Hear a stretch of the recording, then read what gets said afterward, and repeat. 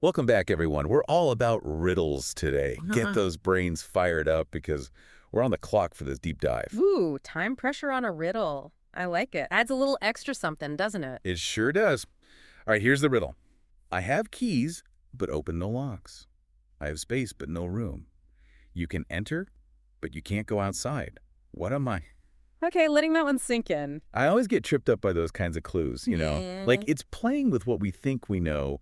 Keys are supposed to open locks? Exactly. It's playing with our expectations, those automatic connections our brains make. Right, so keys, they have to be important here, right? Keys, but open no locks.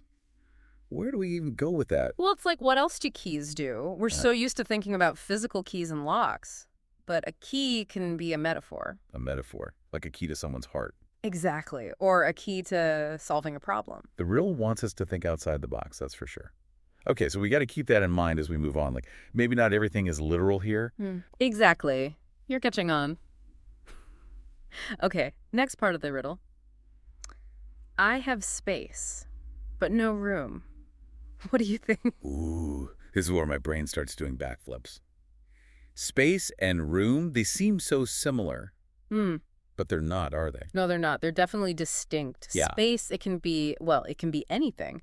Out in the universe or... Or like the space between my thoughts right now as I try to figure this out. Exactly. But a room you can walk into, it has walls, it's defined. Okay, so we've got keys that don't open physical locks, maybe? Yeah. And we've got space that isn't a room. And then, this is the kicker.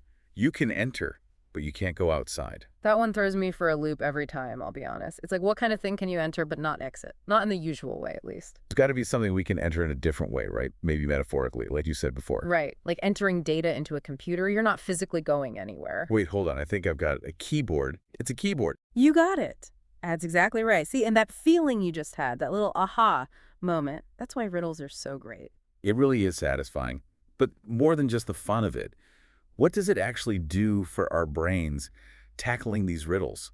I mean, why should our listeners even bother with them? Well, think about what we just did. We had to think flexibly, use logic, consider multiple meanings of words. Those are all really important skills. Like a mental workout, but more fun than lifting weights. Exactly. And even if you don't get the answer right away, just trying to work through a riddle helps your brain make connections. So listeners, next time you're looking for a fun way to challenge yourself, try out a riddle or two. Or, even better, try making one. You might be surprised at how satisfying it can be to stump your friends and family with a clever brain teaser.